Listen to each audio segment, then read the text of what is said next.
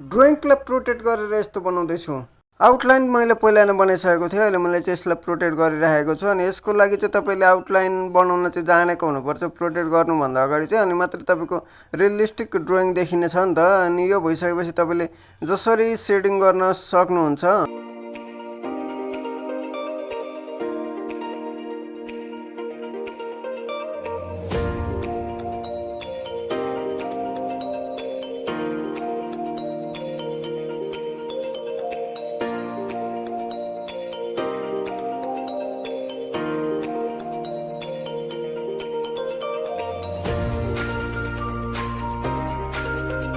मैले एउटा आँखामा सेडिङ गरिसकेँ, अर्को आँखामा सेडिङ गरिरहेको छु। आज मलाई चाहिँ एकदम राम्रो ड्रइङ भयो जस्तो लागिरहेको छ। अनि मैले यो ड्रइङ गर्दाखेरि चाहिँ तपाईँको अलिकति गाह्रो भनेको चाहिँ मलाई भिडियोहरू खिच्नको लागि हो नि त। अनि यो भिडियो खिच्नलाई अलिकति गाह्रो भइरहेको थियो। अनि मैले चाहिँ आफ्नै तरिकाले जुक्ति लगाएर भिडियो खिचिरहेको छु।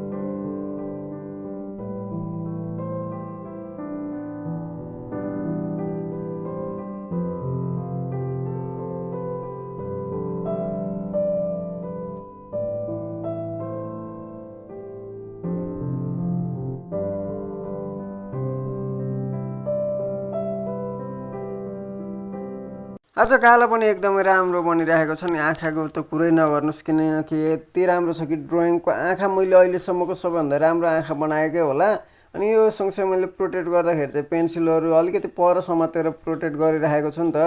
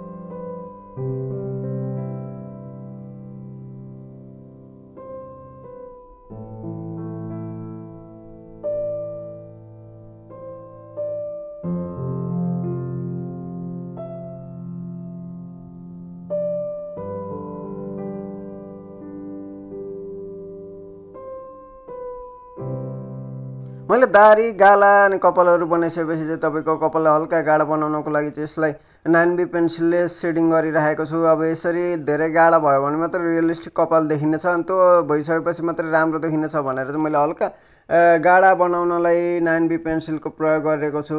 तपाईँहरूसँग योभन्दा राम्रो पेन्सिलहरू छ, योभन्दा राम्रो कलर छ भने उसैले सेडिङ गर्नु होला, किनकि तपाईँहरूलाई कपालमा अलिकति धेरै गाढा चाहिन्छ क्या। मसँग चाहिँ धेरै गाढा पेन्सिलहरू नभएको कारणले गर्दाखेरि मैले 9Bले प्रयोग गरेको हो। अनि मैले यो घाँटीमा पनि सेडिङ गरिसकेको छु, यतिको राम्रो देखिएको छ। तपाईँहरूलाई के लाग्छ, मैले बनाएको ड्रइङहरू कस्तो लाग्छ त्यो पनि भन्दै गर्नु होला। अनि अहिले मैले लुगाको लागि नि अब 6B पेन्सिलले चाहिँ प्रयोग गरेर बनाइराखेको छु। अब 6B पेन्सिलले तपाईँको लुगालाई चाहिँ एकदम राम्रो देखिन्छ। अनि लुगा भनेको चाहिँ कालो लुगा लाउनु भएको छ नि त ऋतिक रोशनले, अनि त्यही कालो लुगाको लागि चाहिँ मैले 9B 8B पेन्सिलहरू प्रयोग गरिराखेको छु। अन्तिम लुक्स भनेको चाहिँ यस्तो देखिएको छ। अब तपाईँहरूलाई कस्तो लाग्यो भन्दै गर्नु होला। हस्त, धन्यवाद।